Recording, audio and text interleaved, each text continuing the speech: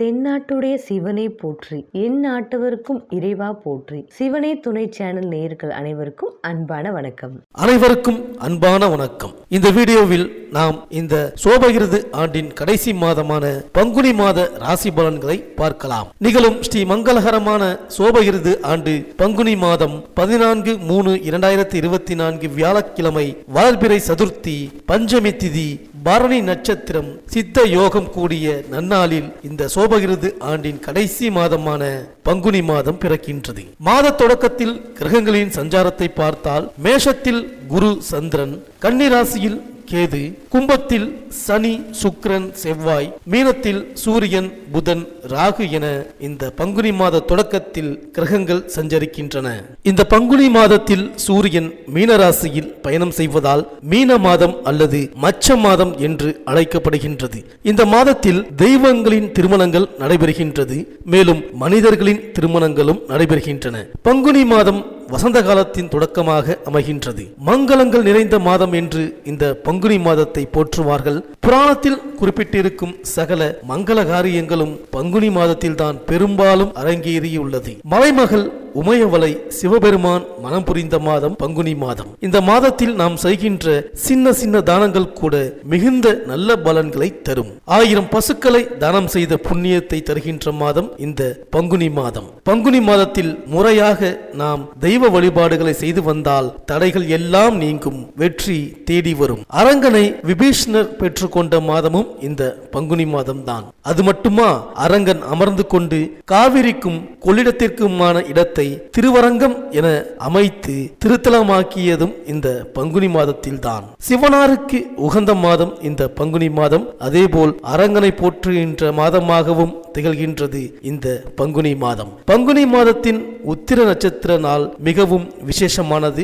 இந்த நாளில்தான் முருகப்பெருமானை விரதமிருந்து தரிசிப்பார்கள். அதேபோல் காவடி எடுத்தும் பால்குடம் எடுத்தும் எண்ணற்ற பக்தர்கள் வழிபடுவார்கள். பங்குனி மாத உத்திர நட்சத்திர நாளில் விரதமிருந்து முருக கடவுளை தரிசித்தால் விரைவில் திருமண பாக்கியம் கைகூடும் என்பது பக்தர்களின் நம்பிக்கை. அதேபோல் பங்குனி மாதத்தில் தேய்பிறையில் வரும் ஏகாதேசியை விஜயா ஏகாதேசி என்பார்கள். எத்தனை தடைகள் இருந்தாலும் அவற்றையெல்லாம் நீக்கி எடுத்த காரியத்தில் வெற்றியை அளிக்கக்கூடியது விஜயா ஏகாதேசி. பங்குனி தேய்பிறை விஜயா ஏகாதேசியில் பெருமாளை தரிசிப்பதும் துளசி மாலை சார்த்தி பிரார்த்தனை செய்வதும் மகத்தான பலன்களை வழங்கும். நாம் பெருமாளிடம் வைக்கின்ற கோரிக்கைகள் எல்லாம் நிறைவேறும். மேலும் இந்த பங்குனி மாதத்தில் கிரகங்களின் பயிற்சியை பார்த்தால் பங்குனி 1ஆம் தேதி செவ்வாய் கும்பராசிக்கு பயிற்சியாகின்றார். பங்குனி 13ஆம் தேதி புதன் மீனராசியில் நீச்சம் பெறுகிறார் மற்றும் வக்ரமடைகின்றார். இந்த கிரகங்களின் சஞ்சாரம் மற்றும் பயிற்சி மற்றும் நீச்சம் வக்ரம்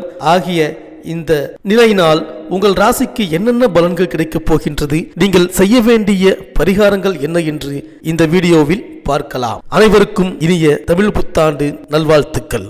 செவ்வாய் பகவானை ராசிநாதனாக கொண்ட விருச்சிக ராசி அன்பர்களே, இந்த பங்குனி மாத கிரக நிலைகளை ஆராய்ந்து பார்க்கும் பொழுது இந்த மாதத்தில் உங்களது ராசிக்கு ராஜ யோகாதிபதியான சூரியன் பூர்வ புண்ணியஸ்தானமான 5ஆம் இடத்தில் அமர்ந்து அற்புதமான மாற்றங்களை ஏற்படுத்த இருக்கின்றார். இதனால் சில சமயம் தாமதமும் அலைச்சலும் இழுபறிகளும் ஏற்படலாம். ஆனாலும் எந்த பாதகமும் ஏற்படாமல் இந்த மாதம் தொடங்கியதிலிருந்து 18 தினங்கள் வரை விசேஷ அனுகூல மாற்றங்களையும் அடையப் போகின்றீர்கள். குரு பகவான் உங்கள் ராசிக்கு 6ஆம் இடத்தில் நிற்பது உங்களை எது சார்பாகவும் அசைக்க முடியாத அமைப்புகள் என்றாலும் சம்பந்தமில்லாத நெருக்கடிகள் சில நேரம் ஏற்பட வாய்ப்பு உண்டு. அதே நேரம் மற்ற கிரக சஞ்சாரங்களை வைத்து எவ்வளவு பெரிய பிரச்சனையாக இருந்தாலும் முறியடித்து விடலாம். ராகு பகவான் 5ஆம் இடமான யோகஸ்தானத்தில் நிற்பதே கூடுதல் அதிர்ஷ்டம்தான். இதனால் பெரும்பாலான கஷ்டங்கள், அனாவசிய விரயங்கள், தேவையற்ற நெருக்கடிகள் விலகும். குடும்பத்திற்குள் சங்கடங்கள் விலகி இனிமை இரட்டிப்பாகும், வருமானம் இரட்டிப்பாகும்,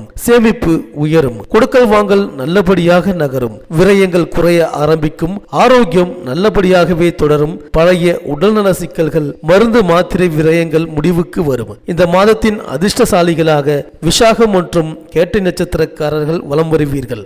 வாரிசுகளின் எதிர்பார்ப்புகளை கவலைகளை தீர்ப்பீர்கள்.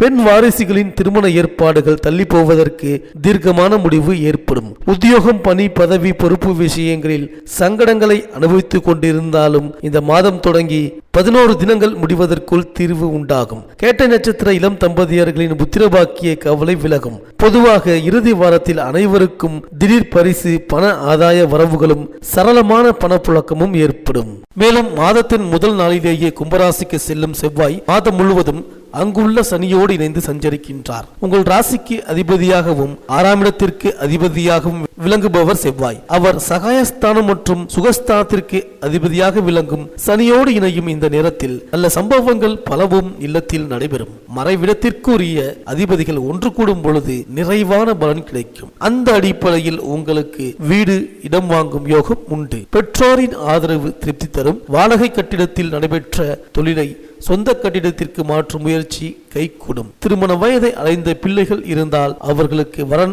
வாசல் தேடி வரும். என்றைக்கோ குறைந்த விலையில் வாங்கி போட்ட இடம் இப்பொழுது அதிக விலைக்கு விற்று லாபத்தையும் மகிழ்ச்சியையும் வழங்கும். மேலும் மீனத்தில் நீச்சம் பெற்று சஞ்சரித்து வரும் புதன் பங்குனி 13ஆம் தேதி வக்ரமும் அடைகிறார். அஷ்டம லாபாதிபதியான புதன் வக்ரம் பெறுவதால் வரவு வருவதற்கு முன்பாகவே செலவு காத்திருக்கும். சென்ற மாதத்தில் ஏற்பட்ட இழப்புகளை ஈடுகட்ட புதிய முயற்சிகளை மேற்கொள்வீர்கள்.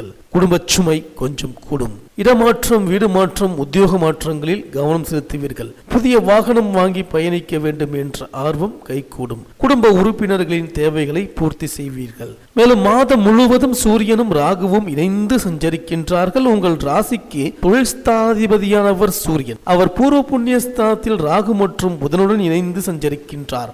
அஷ்டமஸ்தானாதிபதியான புதனுடன் சூரியன் இணைந்து புத ஆதித்ய யோகத்தை உருவாக்குகிறார். இதனால் கல்வி சம்பந்தமாக நீங்கள் எடுத்த முயற்சி கைகூடும். கடல் தாண்டி சென்று சம்பாதிக்க நினைத்தவர்களுக்கு அந்த முயற்சியில் வெற்றி கிடைக்கும். நடக்கும் தொழிலை விரிவுபடுத்த நீங்கள் கேட்ட இடத்தில் மூலதனம் கிடைக்கும். அதிகார பதவியில் உள்ளவர்களின் ஆதரவால் கிடைக்கும் நல்ல வாய்ப்புகளை பயன்படுத்திக் கொள்வீர்கள். உத்தியோகத்தில் உயர்நிலை அடைய சந்தர்ப்பங்கள் கைகூடி வரும். இந்த காலத்தில் சர்ப்பசாந்தி பரிகாரங்களை செய்து கொண்டால் தனவரவு திருப்தியாக இருக்கும். மேலும் பங்குனி 19ஆம் தேதி சுக்கிரன் தன்னுடைய உச்ச வீடான மீன ராசிக்கு செல்கிறார். அங்கு புதனோடு இணைந்து புத சுக்கிர யோகத்தை உருவாக்குகிறார். எனவே பொருளாதாரம் உச்ச நிலையை அடையும். நினைத்தது நிறைவேறும். நிகழ்கால தேவைகள் பூர்த்தியாகும். ஆடை ஆபரண சேர்க்கை உண்டு. அதிகார அந்தஸ்து கிடைத்து மகிழ்வீர்கள். அரசியல் காலத்தில் உள்ளவர்களுக்கு நல்ல பொறுப்புகள் கிடைக்கும். தொழிலில் புதிய பங்குதாரர்கள் வந்து வளர்ச்சிக்கு வழிகாட்டுவார்கள். வெளிநாட்டில் இருந்து வரும் தொலைபேசி அழைப்புகள் ஆதாயம் தருவதாக இருக்கும். உடல் நலம் சீராகி